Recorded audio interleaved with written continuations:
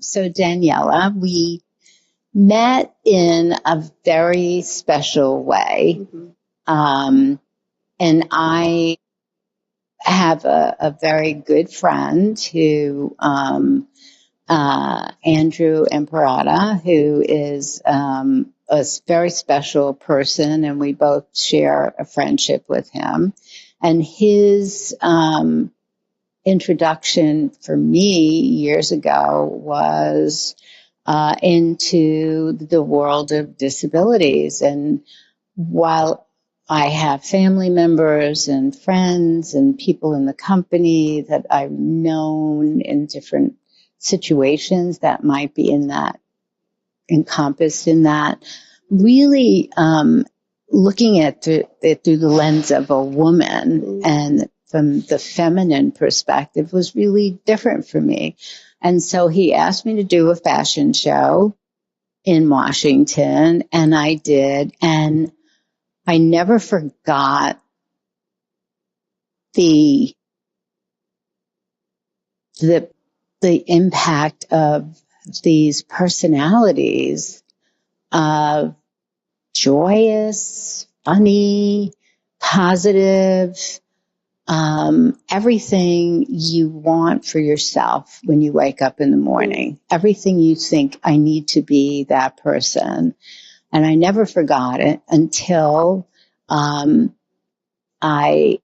met with you guys. I had sort of the memory of it, but the refresher hit me hard, and you had this fashion disability scenario going, and I came in a little later. Everybody was sitting, and I wasn't aware of disability.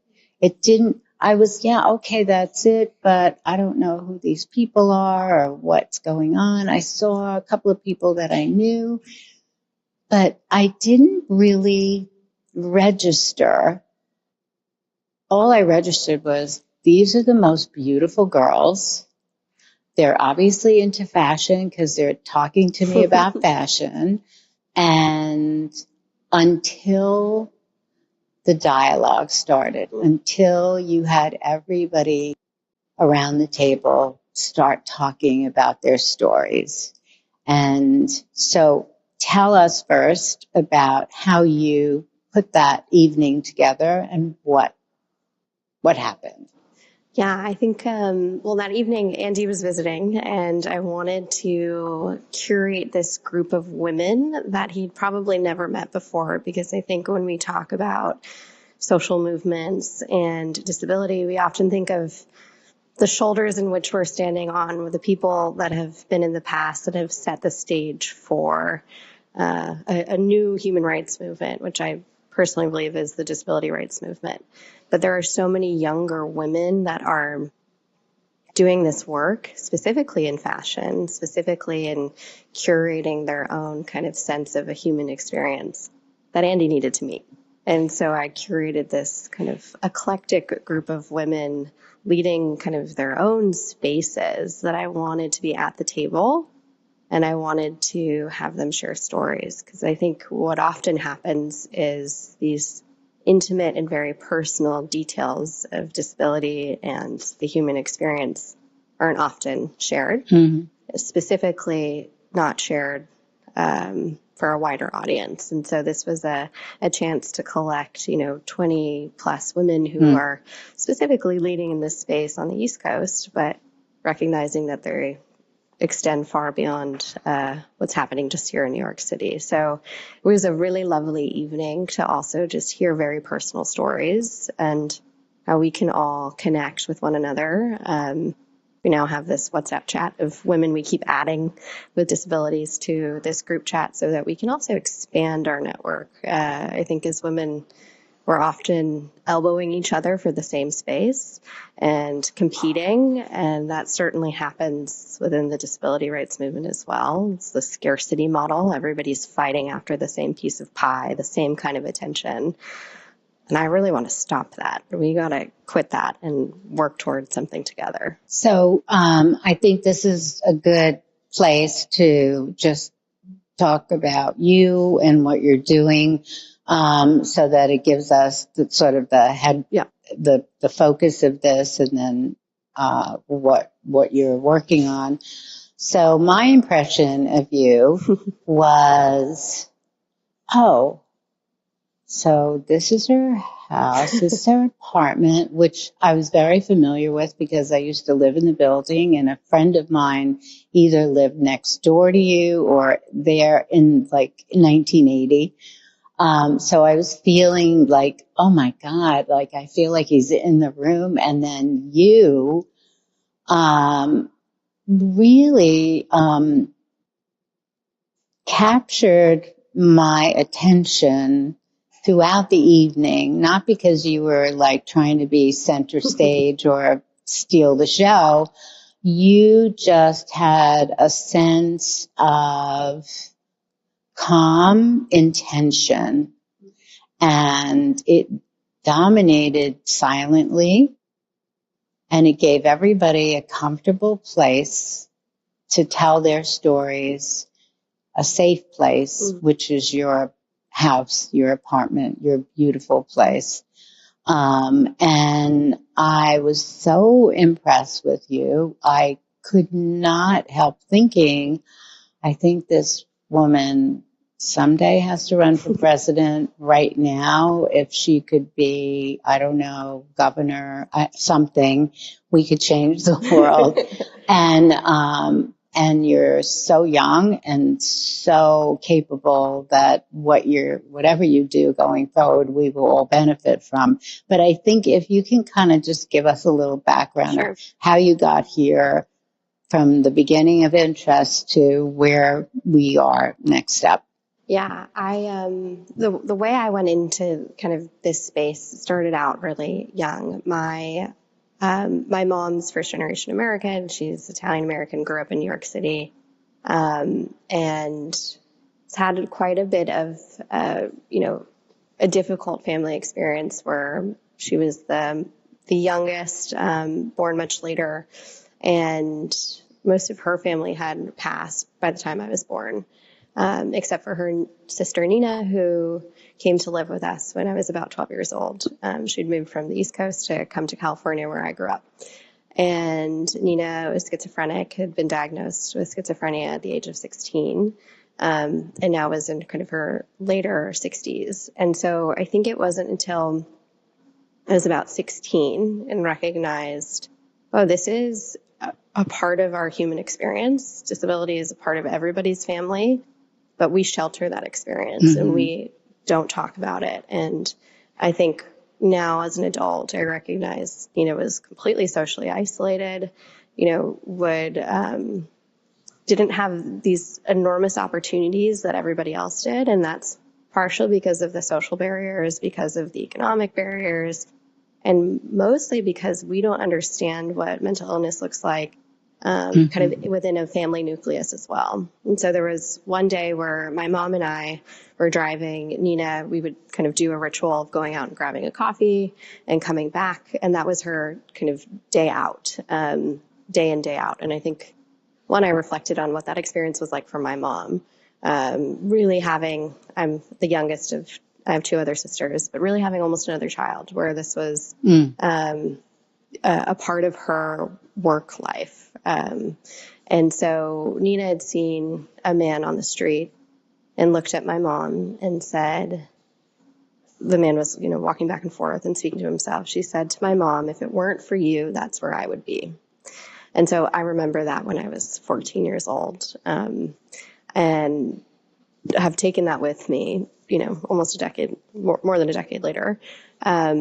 Started learning sign language in high school. They teach it in California public schools. Went on and studied at Gallaudet, took sign language classes at Gallaudet, which is the all-deaf university, the first in the United States. Where is that? It's in D.C.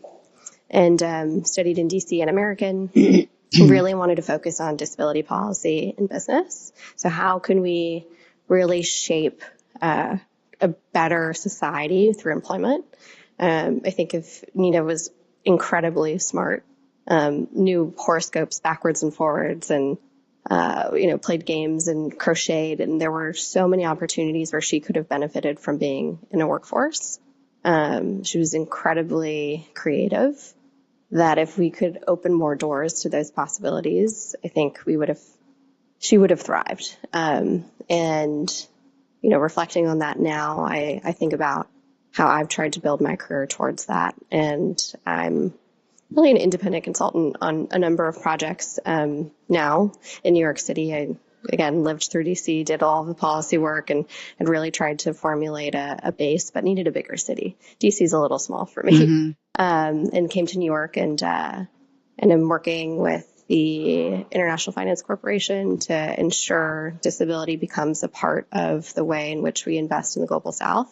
So how are we ensuring economic inclusion for people with disabilities across the globe, not just in higher income countries? And working with a large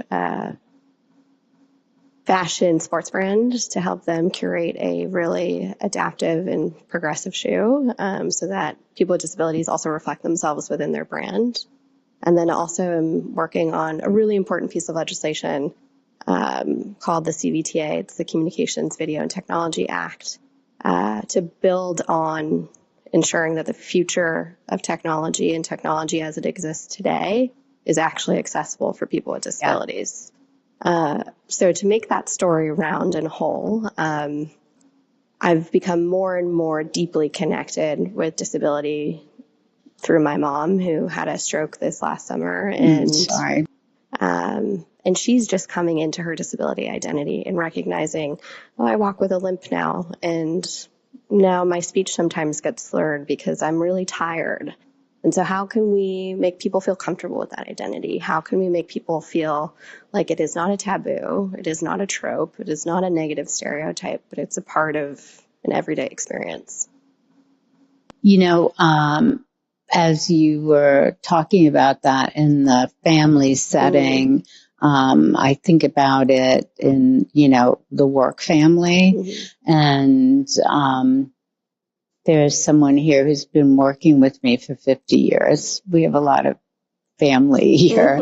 And when she was about 20, she was with her husband driving, and they got a flat tire. He opened the door, hit by a car, and has been challenged with disability and adapting and learning through the years to be a vital part of father and husband,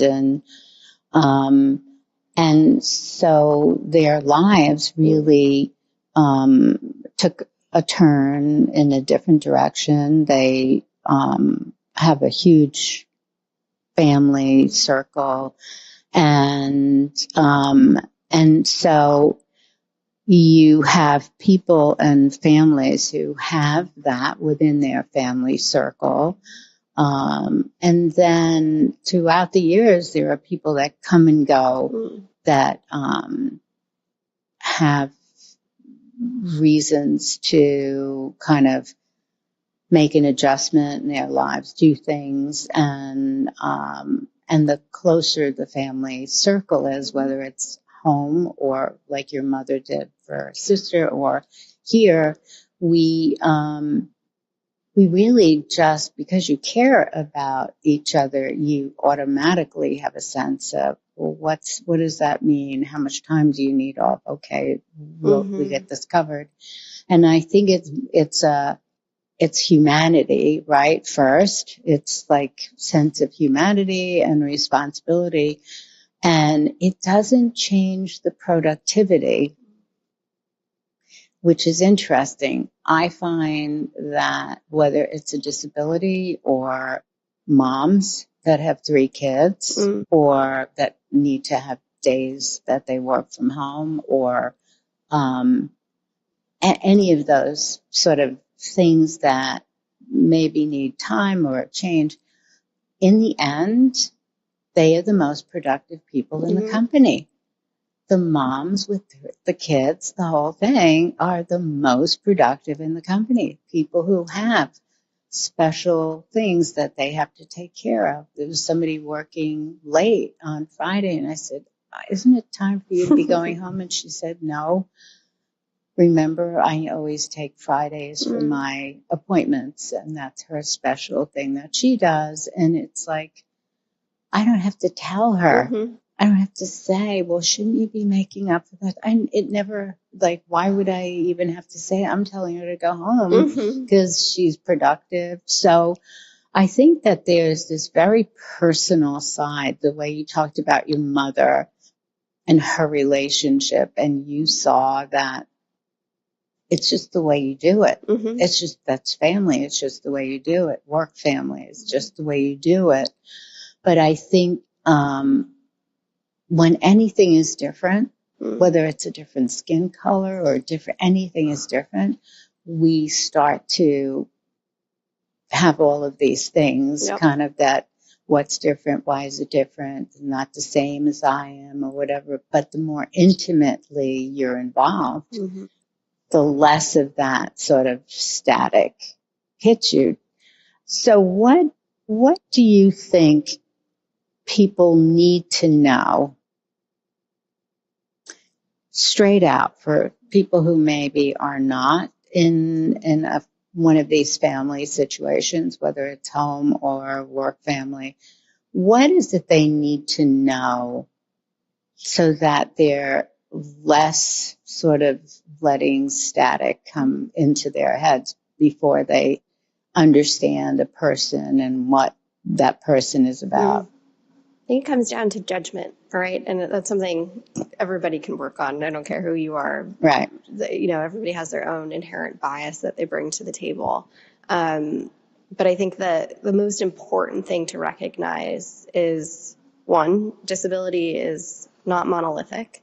So just because my mom had a stroke and Nina was schizophrenic, those are two very different disabilities. And so when we talk about things like disability versus gender can be binary or, split in 3 or 4 different ways. But disability expands in a lot of different ways, and it is a very broad brushstroke, right? So somebody who might be neurodiverse has a different need than somebody who might be deaf. And so recognizing that there are intrinsic differences and cultural differences as well is really important. Lens to the work. I think the other really important aspect of this, especially when we're talking about a city like New York, is that accessibility or flexibility, specifically in a workplace like yours, benefits everybody. You don't need to have a disability. You might have 3 kids.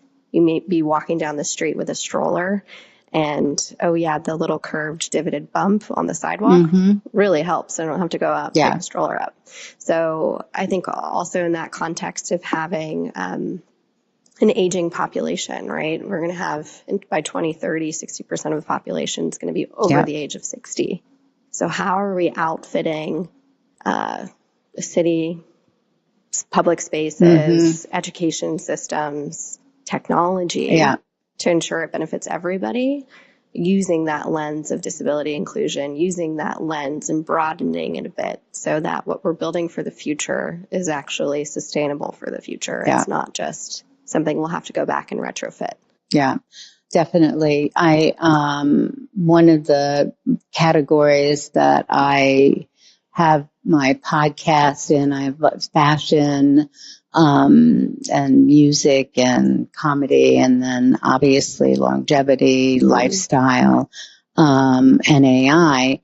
And in under that, longevity is just all about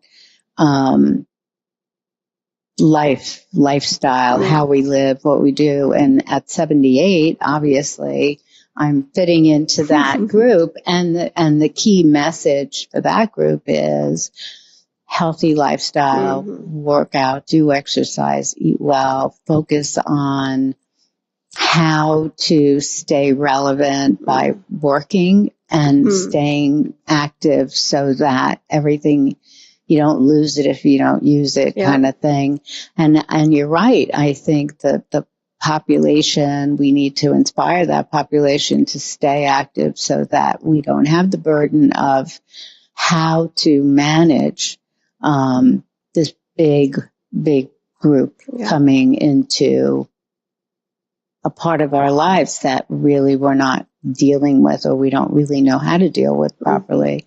One of the things about the evening, and I'm sure you focused it this way, was the storytelling. And the way, and again, this is when you really, Martin Luther King has an incredible quote that really says, when you fear someone, it's because you don't know them. That's my shorthand version of it. But I have that quote right at the entrance of my apartment, because to me, knowing somebody's story, it brings you intimately into their world. And the more you know, the more you connect. And so these stories and these people that you've made comfortable in your environment really just were I can't articulate isn't even the right word. They were articulating a story with the sincerity and a way that I couldn't leave. I'm go to bed at 8:30. And I don't think I maybe got home at 12:30, and I could not leave. I fell in love with every single one of them, and they just were extraordinarily beautiful at the same time, and you just were so captivated. How did you decide to put all of that together? I think if I had a superpower, it would be about connecting people. That is something I love to do. Well, you do it well. Thank you. And it's curating, again, special moments like this where people feel safe to share. And if you can't, and it's partially the reason why I did this in my apartment. I feel like everybody watching is going to think I have this grandiose apartment. It's just one long apartment. So we essentially set up this table where everybody had a seat at the table, which is something else we don't talk about. How do we get more women, but specifically women with disabilities, to sit down, share their stories with the people that actually can listen, hear, and make movement and action on it. Yeah. And so I think what I wanted to do for that evening was bring the stories of women that aren't often heard outside of their own vacuums and outside of their own communities to a table where there was an opportunity to meet other women like them and meet other women who had shared experiences or had more to offer to expand their network and understand and expand their frame of thinking. And I hope that we can continue to do that, because that is something where, again, I'm going to make a generalization, but women are often clawing at the same thing and throwing elbows to get to the same place. So how can we curate this community of trust, but also this community of belonging?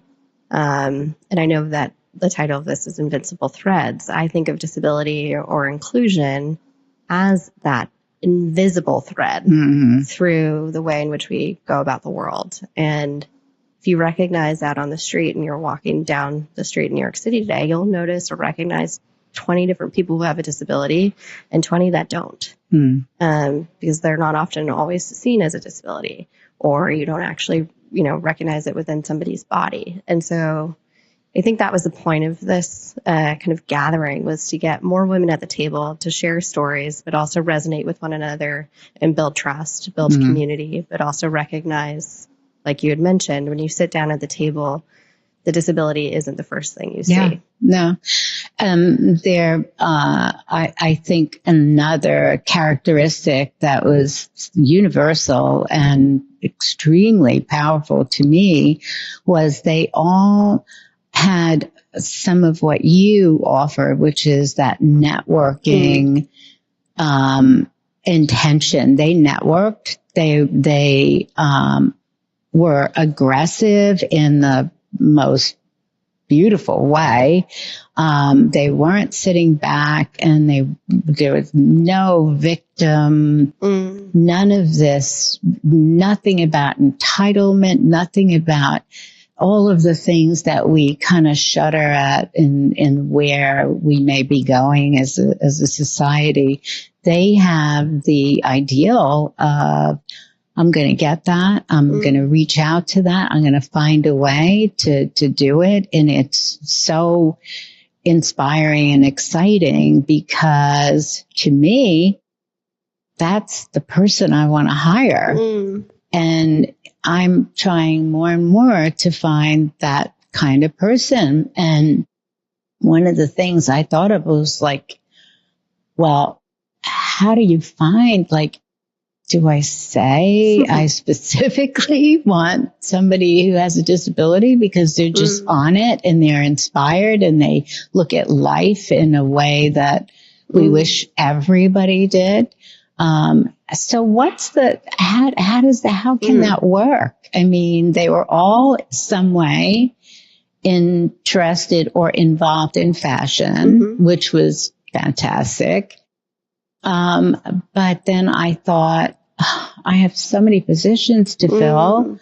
I don't know, like, I don't know what the protocol is. Like, what do you do? So what's on the agenda for this? So a couple of things. It's October, which means it's National Disability Employment Awareness Month, NADEM, which was declared a really important month back in the 60s. And that's what laid essentially the groundwork for the Rehabilitation Act, which came a decade later, which laid groundwork for the ADA, the Americans with Disabilities Act, which then laid the groundwork for what happened in 2006, which was the UN Convention on the Rights of Persons with Disabilities. The United States has not ratified that convention. We don't see it as a convention, mostly because we have the ADA, but recognizing that employment for people with disabilities in the United States in particular is really low. Far fewer for people who are deaf or blind. Employment is a really big obstacle to social inclusion, to economic benefits, to upward mobility. So that's why kind of that poverty cycle with disability and with employment is intrinsically linked. So I'm very excited to hear that you're looking to hire more disabled people because of that, but also because of NADEM's, again, National Disability Awareness Month's kind of view of disability this month in October is that disability drives innovation. And so that is the theme this month and this year, but it is absolutely true. I think when you design for disability, let's say specifically within fashion, you design for everybody. You design because it makes sense for all different kinds of groups and people. I think there's plenty of resources I'm happy to share. One that comes to mind is, I think it's Accessibly. It is a platform which seeks out disabled job seekers and looks to hire them at companies across the United States. There's something I've started called Talent Tuesday, where I have so many colleagues and friends who have a disability who are finding it extremely difficult to find work. And I, again, want to use that network and that platform that I have to be able to share their experiences. We'll share that. And yeah, I would like to go through that experience with you so we could talk about that too, and how I figure out a way to do. The other thing is I found them very entrepreneurial. I mean, I had a feeling that they would all tell me, no, we're not looking for a job, and I'm an entrepreneur and this is what I do, and you can buy something from me, right? I thought this group, I don't know, they're running their own show, right? I mean, that was clear. Yep. So, and of course, that's why I want to hire any of them, because if you think like an entrepreneur, no matter where you are in life, you're the best. You'll be the best employee, you'll be the best manager, you'll be the best VP, you'll be the best person running the company and then taking it over, obviously. So that attitude was really So that was powerful. That was really a powerful kind of exciting look at young women. For me, as a woman, looking at women with that energy. That's why I was saying I was just taken by the positive attitude, the entrepreneurial spirit, the intention. And by the way, this is my story, which just my head was exploding. It was like, this is everything I dreamed to find. This is what my search is. What I loved was the stories about how fashion was so meaningful to them. And each story was really saying, I used fashion so that people viewed me through that lens, like my hair, my makeup, each of them, just hair, makeup, but not like gorgeous, beautiful, tasteful, elegant. The way they dressed, I was happy to see some of my clothes there. It was a nice touch. I thought that was very sweet, but they put themselves together so beautifully. And I know you and I had a conversation about this, and I understand personally about their need to use fashion for their first impression, because growing up, I grew up in an Irish Catholic neighborhood where everybody had blonde hair, red hair, cutesy little noses. And I just felt like such an ugly duckling. My nose was bigger than my face. I was just so different that my definition of beauty was distorted. I didn't fit into that pretty. And I thought, I saw that the way I wore my clothes, they would copy it. So I said, I'm working this one. And so I made clothes my expression. So when they said that, I was like, that's what I did too. I totally get it. I see what they're doing with fashion.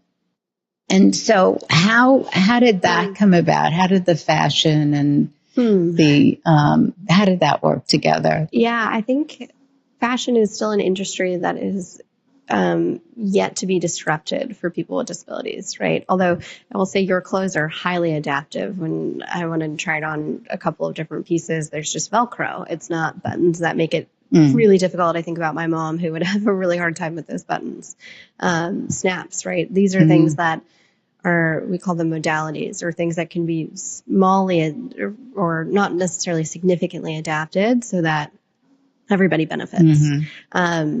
Some of the women there actually just recently were a part of a Victoria's Secret campaign for undergarments that are actually adaptive. Awesome. You can walk in a Victoria's Secret store now and see them on the wall. That is a really big push towards a movement that has been completely disregarded, right? And again, as I talk about disability, I think and I hope, and it's the hill I'll die on, which is that disability is that next movement. It is similar to how women, really fought for those rights at the table.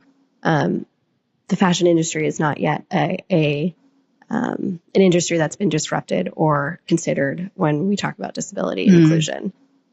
So I think that was the premise of that conversation in that group, because these are women that are breaking those barriers and breaking those stereotypes and breaking down those conversations. And without them at their various seats at the table, and then also collectively at my table in my long dining room, we would not understand what those movements look like and where those struggles or challenges are, to better come together and connect on how can we help, what can we do. And so I think that community still is missing. We need to cultivate a community where more and more people are welcome and more people are sharing stories, challenges, and opportunities, so that we can better augment, we can better support, and stop throwing elbows to get in the way of each other. I think the more people in the fashion industry that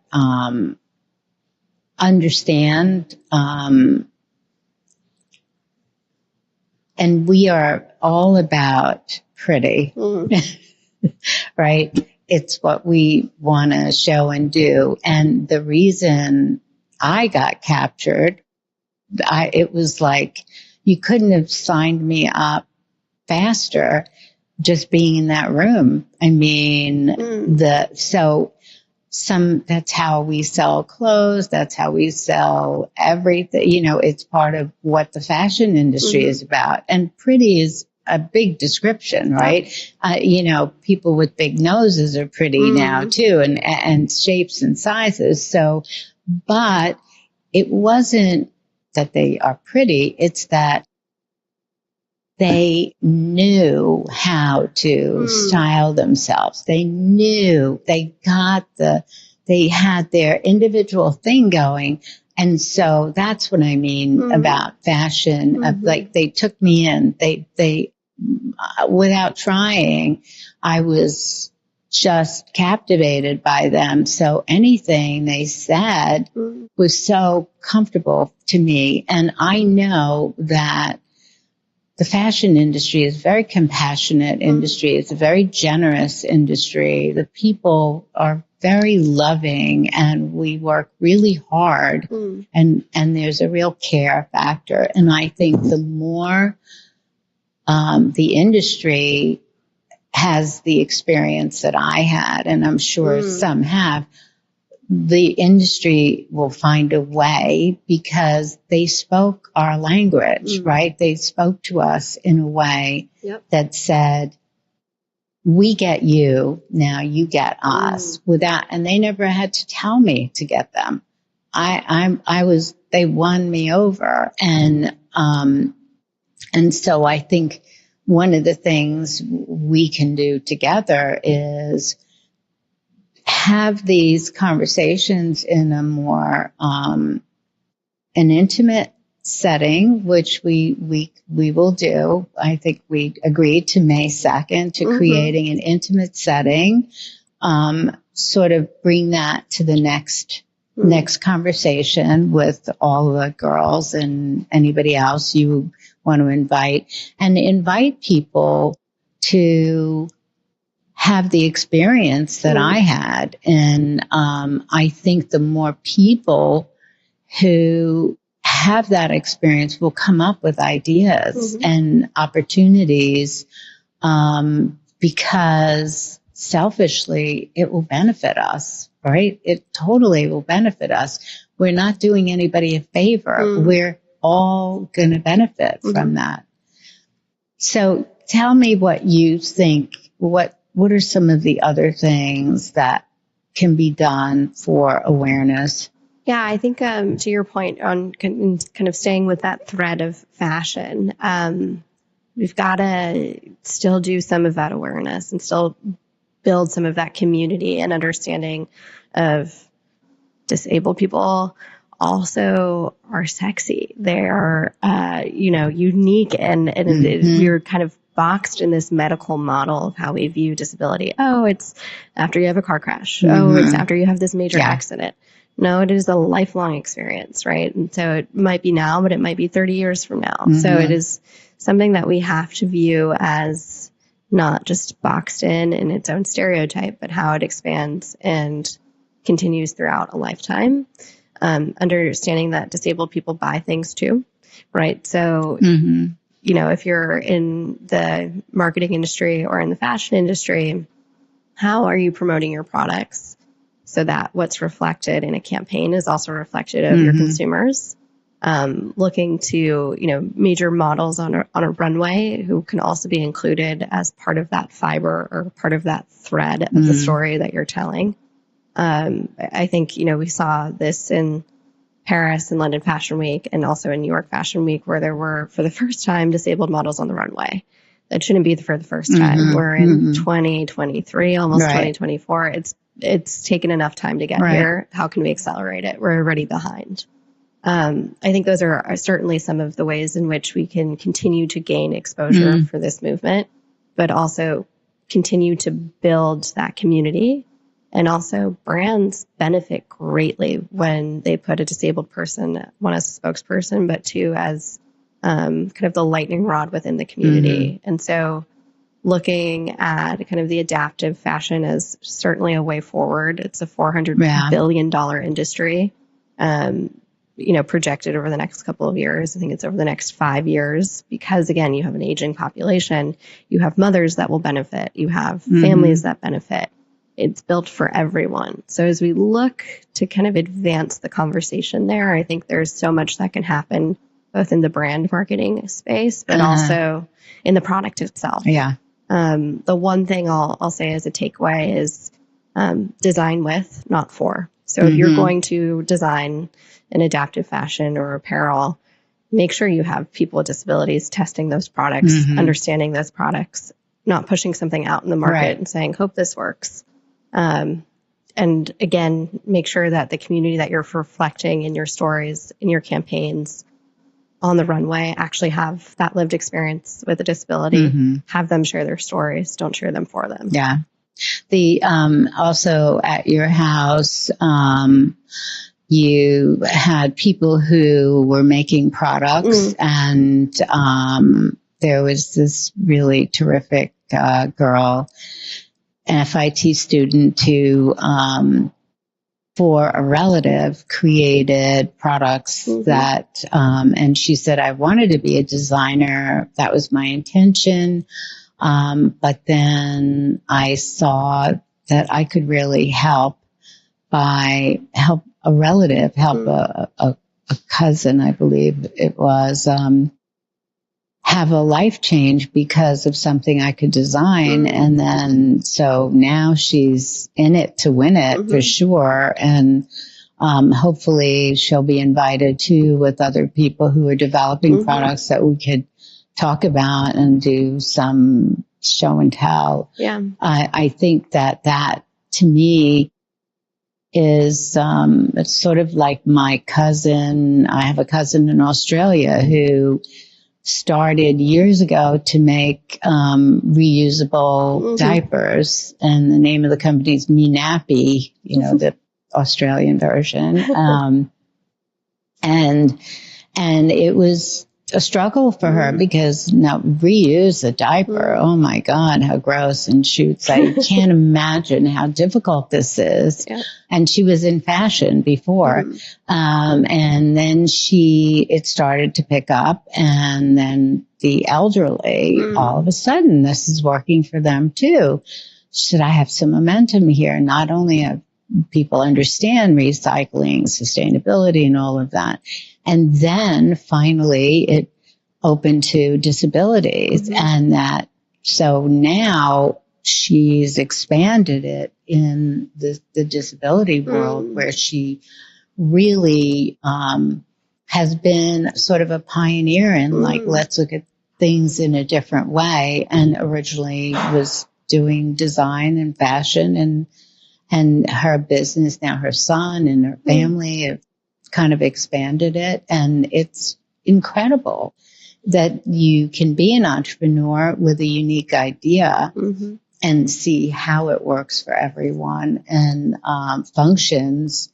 And so, like you said, it's not just thinking of it in one way, that it sort of, it expands out. And this girl was also talking about how it just sort of got legs and kept going. And I think the universe helps people. And when you're doing something, I think the universe takes you, either stops you, don't go in that direction, or keep going.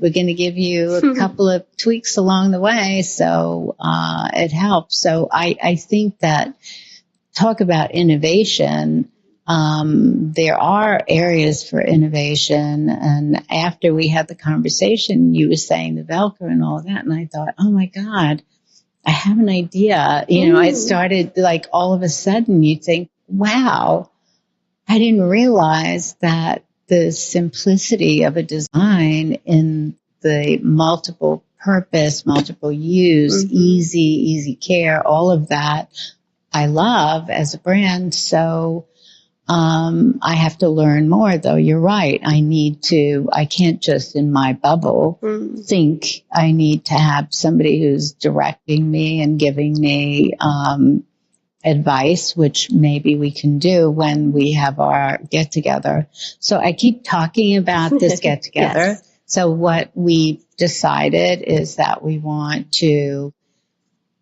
this is your evening, you will orchestrate the evening, but we want to recreate some of that energy and the storytelling and add in some other things. I think some lessons on what makes a sustainable garment that in this adaptive kind of interpretation, what people can learn about in hiring. I think especially after people meet these incredible women, they will understand why I'm saying that.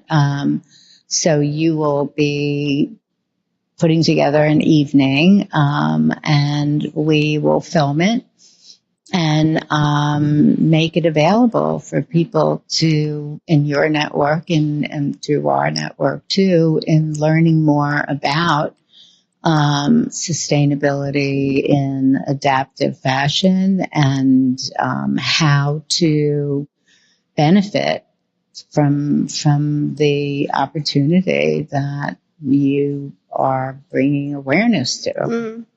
Yeah, I think it's a really important moment. One, because May is another really big tent holiday within the community, but it is a moment where I think women have this opportunity to lead at the table. And specifically entrepreneurs. I think disabled entrepreneurs believe this is the correct statistic, but it's less than 1% of disabled entrepreneurs are actually invested in. So when it comes to VCs, when it comes to looking just at venture capital, that is certainly a space that needs to be disrupted and also brought along in this conversation.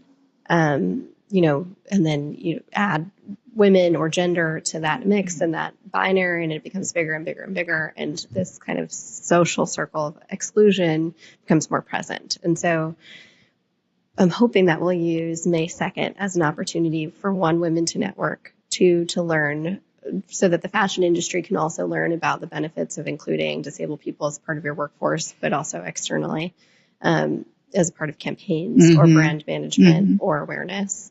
But then ultimately learning about adaptive fashion and what that means for everyone, the elderly, people with disabilities, right. families, people on the go, right? I love wearing a Norma Kamali night to day kind of outfit. But I think there's so much opportunity to unpack within this one evening, but want to open that circle to people within this community, specifically in New York, who have that opportunity to take those lessons and then go and make them actionable. And so certainly it's about bringing younger voices to the conversation, but ultimately leaning on the leaders of today, you yourself, and as well as a few others within the New York community who can go and say, yeah, we do need to employ and empower more disabled people as part of our workforce. Yes, we do need to ensure that the brands that we're promoting and the New York Fashion Weeks of tomorrow are actually sustainable, accessible, and inclusive. So that is the thread that I would like to ensure we take along with us in the journey. Yeah, I think the gender, the women in this, I think that's an important part of it. Every time you say that, I think, oh my God, yes. Being a woman in business for 56 years, I have my list of challenges that I've had along the way. I don't have somebody supporting me or funding my business or helping me be an entrepreneur. I've done it basically on my own. And I think how challenging that had been and how many nights I cried myself to sleep thinking that I'd be out of business the next day. And then you add layers of challenges to that. And it's really difficult. And I think women are up to the challenge. I think we're stronger than is believed. There's nothing weak about women in the just plain out. There is nothing weak about women. It's like you mentioned, not having the support of other women. That is sort of the question. Like, why not? We have to help each other. Because the more success there is in each of these areas, the more inspiration that is, and also the more we then can help. When people are successful, they're more likely to help. Right. And when you're competing, it's harder, right? So I think there's another aspect of this that we could bring in some groups, women's groups as well. But I just started by saying my first experience with disabilities in fashion was just so uplifting because of the personalities and the humor. I love humor. I love it. And I remembered that, whoa, these people are funny. I mean, what a group. They were funny. And then that experience at your house was just, it's uplifted me during a time like this when there isn't very much that you can hang on to without feeling like it's very fragile. They really made me feel, you know what? Things can be all right. We'll figure this out. I'm going to use that energy that you generously shared with everyone in that room. And I was so fortunate to be there. And I thank you so much. One of the things I have a question about about the sign language. Yeah. Like, so sign. I feel like sign and it's like an art form. It's almost like beautiful. I remember I spent a lot of time in the public schools working with high school students. And there were a couple of instances where sign was part of the conversation. And I thought if there was a way, because all the kids know every word to every song and they're singing it and they're rapping it in the hallways. And I thought, well, I wonder if there's a way that sign can be done sort of in a rhythmic, sort of like a rhythmic rap or something like that. It is not my expertise, but sign language, when it's translating lyrics, is beautiful because it is almost taken its own shape and its own story. And so there are quite a few interpreters, very famous interpreters. Wawa Stripe, I think is his last name. At the Super Bowl, for example, this was when Snoop Dogg was on stage. More people were focused on Wawa than on Snoop Dogg because of the interpretation. And because it has got so much movement and flavor and authenticity to that translation. And so it is not like a traditional, hey, we're going to translate this from English to Spanish. It is its own form. It is its own kind of, to your expression, kind of artwork. Yeah. And so that's how I view translations from songs. But the language itself also has specifically certain words, demographics, have so much intrinsic meaning. Whether you like someone or you don't like someone, you can just tell by your facial expression, or you can just tell by the one of two signs that they use. There are words that are just consistently reinvented as well. One of my favorite ones that I learned was code switch. So when you code switch, if you're from a Latinx community and you enter kind of your workplace community, you're code switching, right? But deaf culture also has a word for it. I just learned inflation recently too, which I thought was a really funny one. But I think that is something that's so unique about the language, is it's consistently evolving. It's consistently focusing on a lot of other aspects within kind of your body to incorporate into what you're saying. deaf people are very blunt. So if you've gained weight, they'll tell you right away. Isn't that the truth? I had my cousin who would just be brutally honest. And I thought, oh my God, I just thought her personality was really, They don't have time. No, they don't have time for it. It would be so shocking at times. And I was like, oh my God.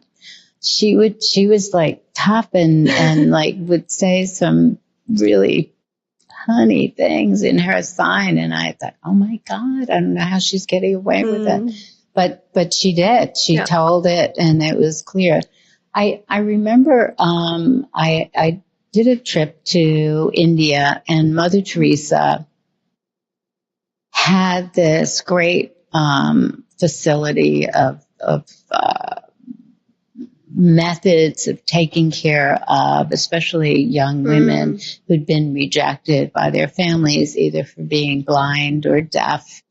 And other disabilities. But those two, she and her team created these convents, and they would set up knitting machines for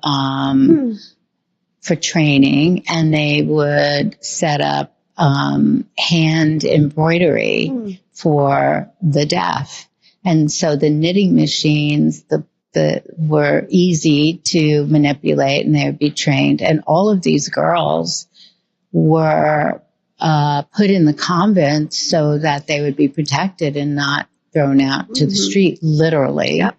And I was so excited because I was able to work with them and make these embroidered shirts and these beautifully hand-done woven pieces that were just spectacular.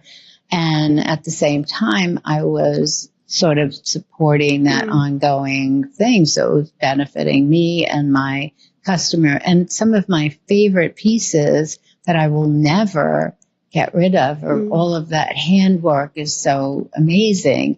But that's an organized method that through really bad situation there came together with a purpose. And are there situations here that reflect that? I think in the global South, so anywhere that's not Europe or the United States or Canada or kind of anywhere north of the equator, disability, this was something that was told me a couple of years ago when, we talk about language being really important. Everybody has their own disability journey and has their own kind of adaptation of how disability is defined culturally, but also within the larger context of where you live. And so there are still places in the world where deafness is seen as a curse from God. You are deaf, therefore you are not worthy. You have a disability, therefore you should not belong to this family. And orphanages exist for that reason. There is a really interesting book based on a true story, not about deafness, but about epilepsy. It's called The River Catches You When You Fall, or The River Catches You Fall. And it's about a Hmong tribe where a boy has epilepsy, and that is seen as an act or a message from God. And so again, this kind of model of how we view and define disability in very different parts of the world still needs some of that work on evaluating, hey, how can we evangelize disability a bit more in today's context? And, less of a Western context of disability is a really important part of a human experience. But what you had mentioned, really resonated with me because I'd seen a very similar kind of aspect of deafness in Brazil. Being deaf in Brazil is actually pretty extraordinary because there are a lot of inclusionary barriers that exist. So there are safeguards for deaf students to go to school.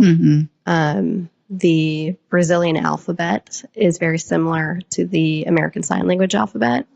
And so when I was living there in Sao Paulo, it was actually pretty easy to communicate just with the alphabet.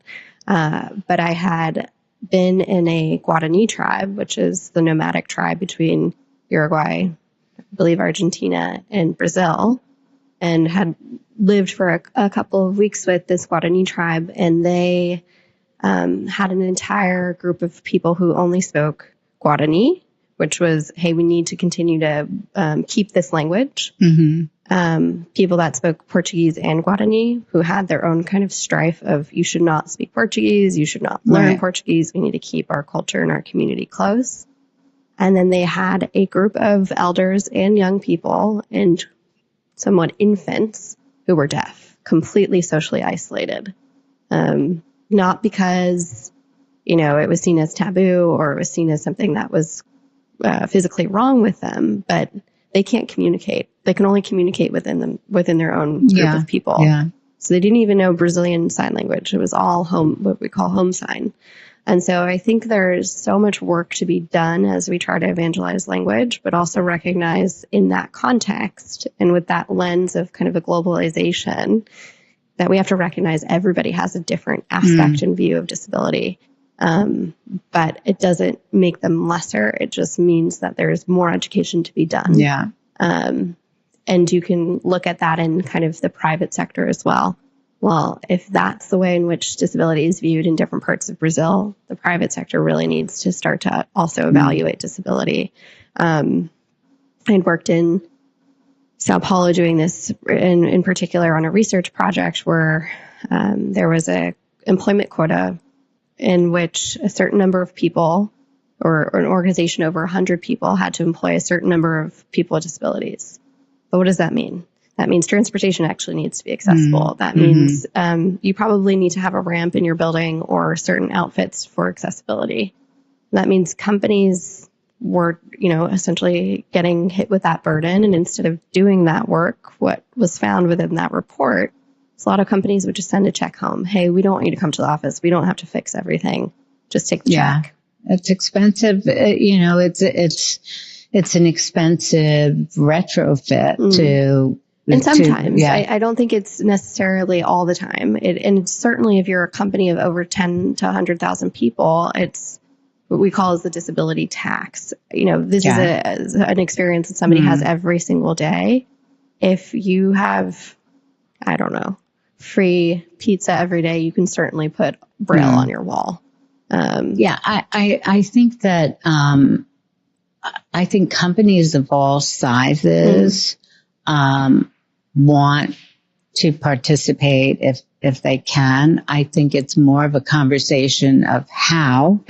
And it's still a new conversation. I think the accessibility to a space is really important. And if you want people to join you in some way, and whether it's visiting or to be a part of the company. But there are different size companies. There are many companies in the fashion industry that are small and just trying to survive, but they would benefit greatly from talent that could, on this level. So I think it takes some clever engineering.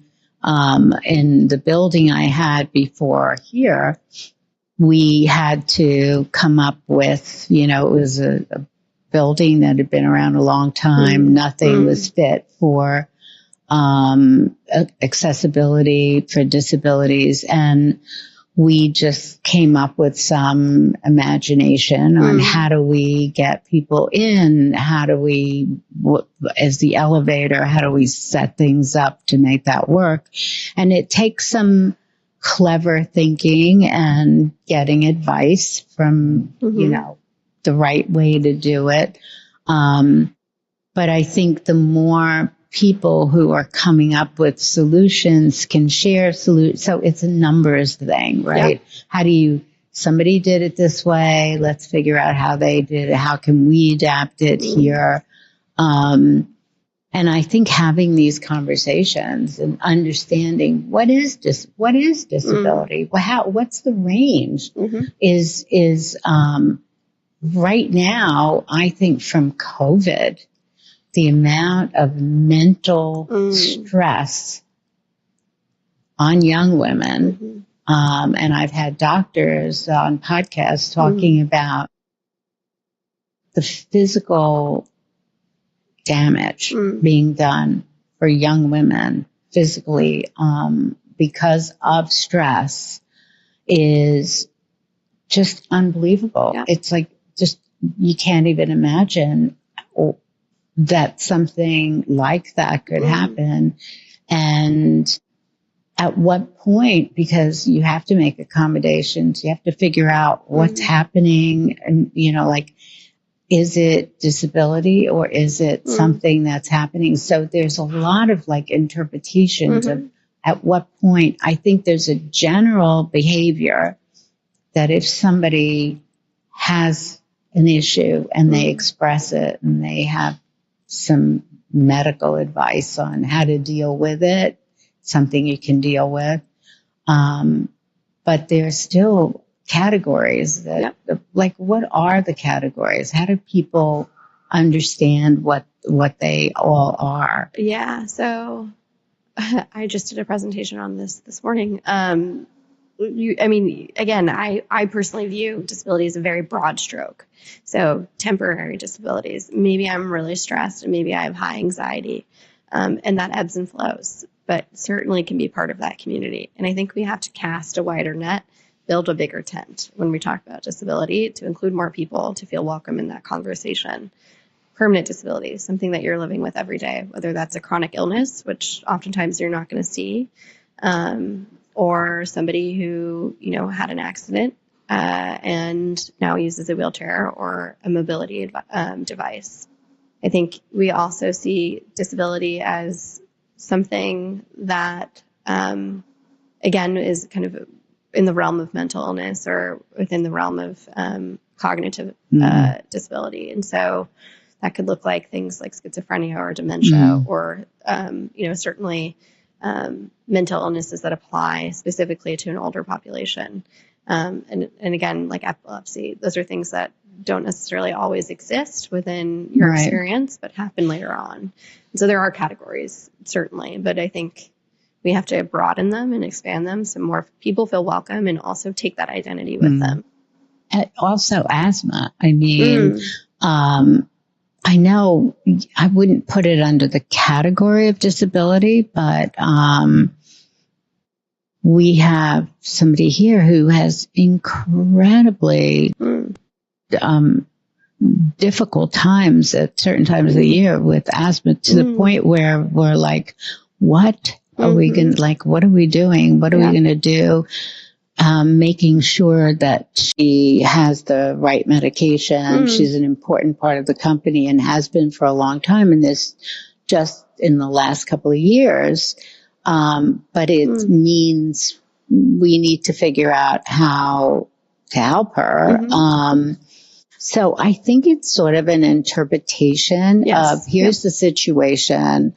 But the point I'm making is I don't know that we are all capable of identifying what's this is this kind of disability or not or whatever. But I do think when we're aware of the fact that we can make that person's life easier if we're aware of what we can do and we can do it. And that, I think, is the key in the workplace for sure, because again, it's about people and their ability to be a part of the team and feel like they're contributing and functioning. And so whether it's they need to be off Monday and Friday to get the kids they're doing, or asthma, or whatever level of it, I think those interpretations for now. And I think the more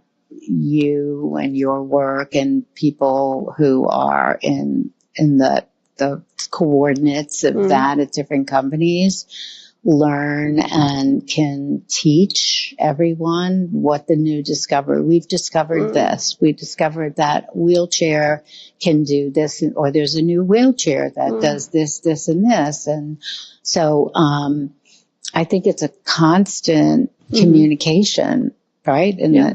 and the storytelling. And I think the biggest piece of this, if it's the main takeaway, is the data. We do not have enough data on kind of the economic output or the economic benefit, not because, that's all that people are good for, but because when we are trying to convince companies and organizations to invest in this space and to invest in entrepreneurs with disabilities or invest in adaptive technology or assistive technology, invest in adaptive fashion, the use case and the business case for it is severely lacking. And I have a colleague and friend who calls it the disability data deficit, DDD, which is also my my full name, Daniella Decker.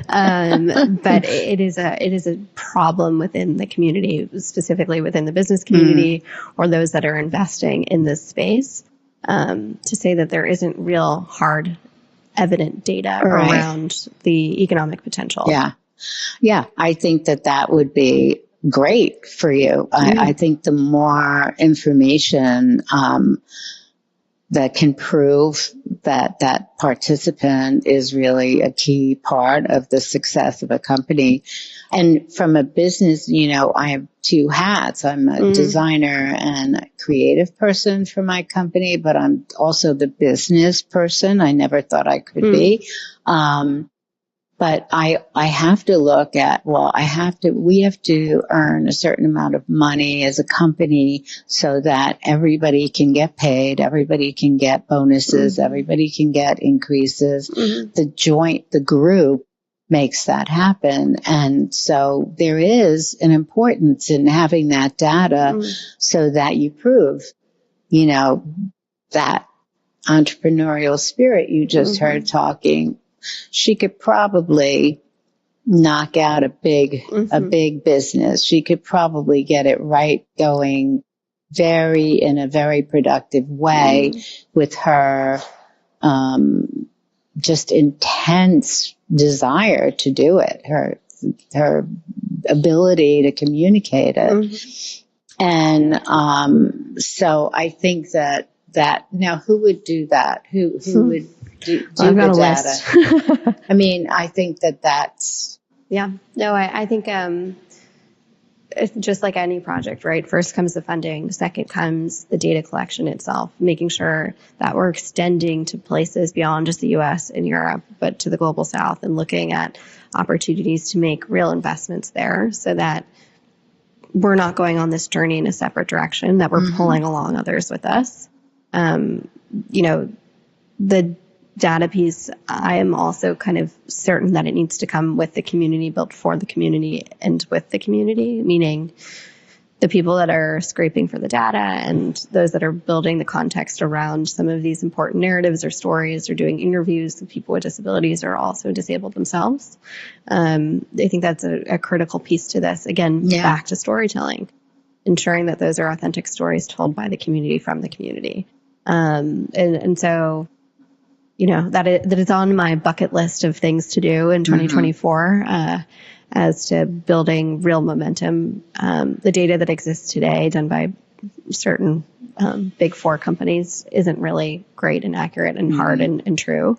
And so we need to be able to get to a place where the pendulum swings the other way. And so that companies really see, this is intrinsic value to my company, to my employee base, to the investment in my products, and ultimately the innovation that'll change the consumer mindset. And so we need to invest there to be able to have a trickle down effect. Yeah. And like you said, it's the opportunities are really broad. It's disability, the aging population. There are different things that are happening that kind of broaden that and make it a much bigger, opportunity. So dare I ask what the government is doing? Well, the city of New York's pretty good, actually. That's good. And I'm just going to speak for New York. I think we have a long way to go when it comes to getting the private sector and the public sector to talk, because that doesn't happen in a lot of different spaces. But I'd say that, I'll shout him out, Victor Calise, who was the commissioner on for New York City for people with disabilities, has done a lot of work in making sure that New York City is accessible, from the parks to subways to ferries to trains, planes, cars. I think there's certainly still a lot of work to be done for the city when we talk about employment in particular, equal accommodations, accessibility of transport. Mm-hmm. The MTA is going through a bit of a moment right now when it comes to that. NYU Tandon School, there's something called the Ability Project, which is looking at ensuring that blind people have access to transportation. There's a lot of really interesting work going on in New York City. I kind of consider it somewhat of a petri dish of what the rest of the world can learn. Awesome. That's great. And I think it is a fascinating city to be able to reach and target different audiences to ensure, again, we're building with a collective, not just with certain consumers. Wow. I'm thrilled to hear that. That is really fantastic. Right in our backyard. It's so great. I mean, the city is a great place, and and no matter what each city is going through now, New York City is just an extraordinary place. And like you said, if you want to be where it's really happening, you got to be in New York to make that all happen. And it's great to hear that exists. I love the word Abilities Project. Ability Project.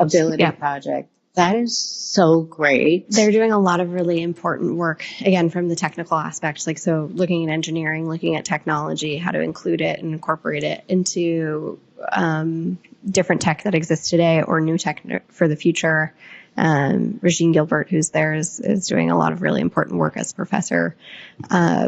There are certainly ways in which, again, the public and private sector can partner to find better routes forward. There's an artist I love who you saw, who is in my hallway, Frank the Ape, and one of his big mottos is better together. So I think that is maybe a really great culmination factor that we can get there together in a much better way if we just put our thinking caps on and we're in the same room. I think that's a universal, that those two words are universally good for everyone. And Ability Project is so powerful. I love that phrase. I think it's amazing. I think you can design the evening we can invite the government. Commissioner Curry. I think it's a good idea. I think we should just put it all together. And so basically we're inviting all of you who are listening to this podcast. Really quick. Go ahead. So we're going to invite everybody to join us. We're going to come up with some ideas on how you can do it.